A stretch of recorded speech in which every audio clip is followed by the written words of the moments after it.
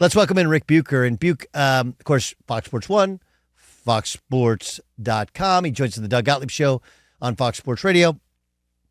Buch, I feel like we're seeing maybe not an evolution of Kyrie Irving, but like Kyrie settling into like kind of growing up as a player.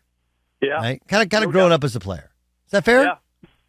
No, absolutely. It's been a joy to watch. I mean, he's 32? So I had mixed feelings when I heard this, when he said, I want to be considered a great player, and I noticed that great players are make an impact at both ends of the floor. And I thought, well, better late than never. I mean, it took this long, but more than anything, I just love that we're getting to see. I'm seeing him do some things, not just defending at a really high level. I mean, he's done a really nice job. He's probably done the best job on Shai Gilgeous-Alexander that anybody with the Mavs has done. But his playmaking. Jason Kidd asking him to say, "Hey, I need you to get other guys going, get other guys involved." And this last game, we saw what Luka usage was under 25%, and Tim Hardaway Jr., Kyrie, and PJ Washington were all over 20%. That's the balance, I think, that makes them at their best. And Kyrie had a huge hand in it. I'm seeing a complete player and a complete game, and none of the other extraneous issues or controversies to distract us from what kind of player he's capable of being. And I love watching it. It's like, I always thought, like, it's in there, but we got all this stuff getting in the way, and we have to talk about it because it's getting in the way of him and his teams. And the fact that we're not seeing any of that, we're just getting to enjoy and appreciate Kyrie Irving, the basketball player, has been one of the great gifts of this postseason. I completely agree. And look, like, we all mature at different times, even as guys. And as athletes, like, sometimes you just settle into, you know what? And like, Aaron Gordon was the guy who last year showed so many people, like, wow, you can really sacrifice your ego and play, third fiddle and win a championship, but not everybody is capable of that.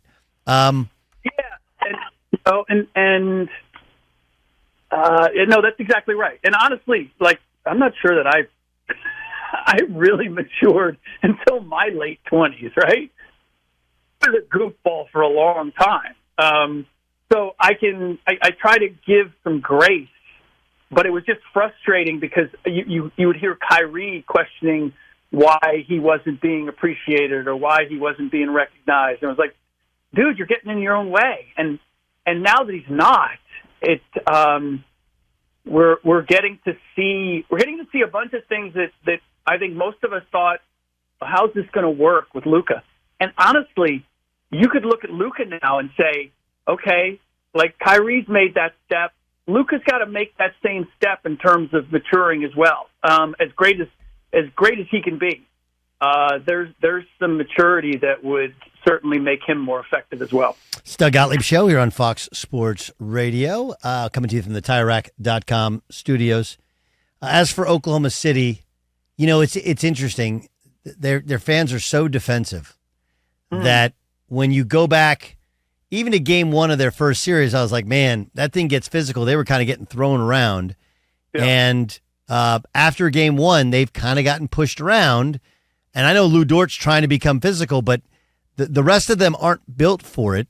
Is it just as simple as they're too young and they're not ready for it? Or is there an adjustment that's not being made?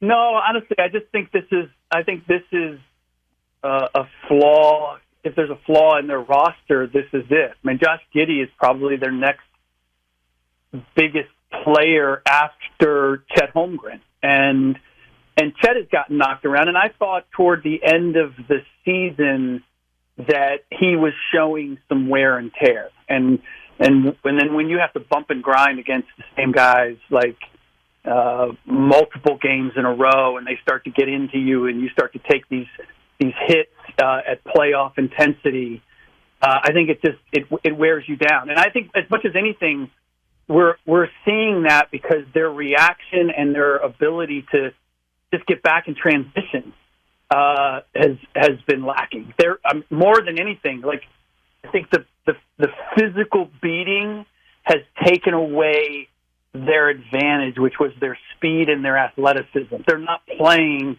with the same energy, and I wrote about it after the last game. I mean, every hustle category, whether it's offensive rebounds or second chance points or fast break points, rebounding in general, like Dallas won every one of those. And we thought it was going to be experience versus athleticism. But as I look at the last two games, it was really Dallas just outworking their younger opponent. And that's the one thing that you wouldn't expect to happen. But I do think that it's because the game has become physical, and Oklahoma City has just worn down a little bit with that being a consistent drumbeat. I agree, and it's interesting. It's like a team-wide kind of Steph Curry thing, right? We've seen Steph at times early in playoffs, big playoff series, struggle because of the physicality, right? Yep. And this is what's happened kind of team-wise to this club. What's your reaction to what's happened in that Minnesota-Denver series? Well, I was saying that I had not seen the Denver Nuggets championship form this playoff run. Didn't see it against the Lakers, and I thought it was against the Lakers. It was boredom because they'd beaten them so many times in a row. It was like, we really don't have to play hard. We don't need our A game to beat them. We just need part of our A game in the fourth quarter, and we can do this. And they won the first three games that way. And then they lost the fourth game, and I thought, okay, now they're going to show us their A game. They're going to stop messing around. And when they didn't in Game 5, they still won, but they didn't look a whole lot different than the first four games. I thought, okay, maybe like the fatigue, or they're just not, the physical, whatever it might be, short bent, whatever it might be. Maybe they're just not. Winning back-to-back championships is not easy. It is an absolute, winning one is an absolute grind. And I thought maybe they're just not up to it. And so then the Minnesota series started, and I thought, okay, well, this is happening because I'm seeing the same performance I saw against the Lakers, except Minnesota is infinitely better.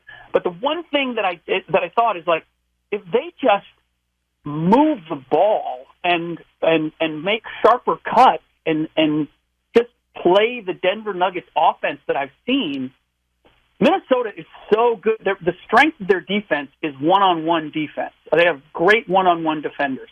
And most of the league plays sort of isolation, pick and roll, and it's right into how Minnesota defends. But I thought, they're not a high IQ team. And if you get them rotating, and you get Karl Anthony Towns having to move, and Anthony Edwards having to chase, and even Jaden McDaniels having to make decisions, that you're going to open up gaps, and Minnesota's offense can't stay with Denver's when they are utilizing all of that motion in their passing. And I think that's what we've seen the last two games, is they finally got to that. I mean, just watching them the first six games, they weren't making sharp cuts. There was confusion. The timing was all off because Jokic was kind of being lazy and sloppy. Jamal was being lazy and sloppy. Guys weren't cutting hard. They were holding the ball too long. These last two games, we've just seen the Denver Nuggets offense that is so lethal, and I don't know that Minnesota has an answer for that if they continue to play that way. Can the Knicks get their legs back? I don't really see how. Honestly, just because, I don't know where. I'd be surprised if we saw Anunoby again. I haven't heard what his status is for the next game, but it's a huge drop off from him to Precious Achiuwa. And this is honestly, this is the price you pay, not just for playing guys long minutes in the playoffs, but having played guys long minutes during the regular season. And it's not so much that they're worn down, although there's some of that. Some of it is also guys like Alec Burks and some of the other guys that you could be going to on the bench. They just haven't been in the rotation. They haven't. The lack of familiarity isn't there because it's been so long since they've been in any kind of rotation, gotten any significant minutes. And you're just trying to get back up to speed and get everybody synced up at this stage, particularly, again, against a team that plays as fast and as deep as the Pacers. It's disappointing, and I think it could have been prevented. If Tibbs could just, there's just times where you look to milk minutes from your bench so that just because your first six can play 45 minutes a night doesn't mean that you should. And whether it's the injuries or just the general fatigue, I mean, it can't come as a shock to anybody, right? I mean, this idea that, they did it all season long, and Josh Hart can say that all he wants.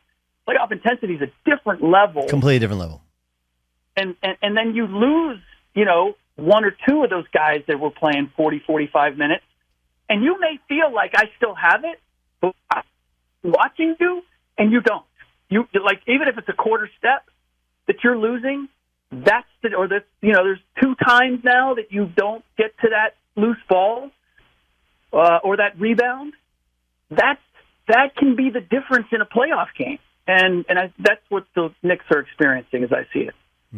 Ric Bucher, Fox Sports 1, foxsports.com, all things hoop. Bucher, the best man. Thanks so much for joining us. Pleasure, Doug.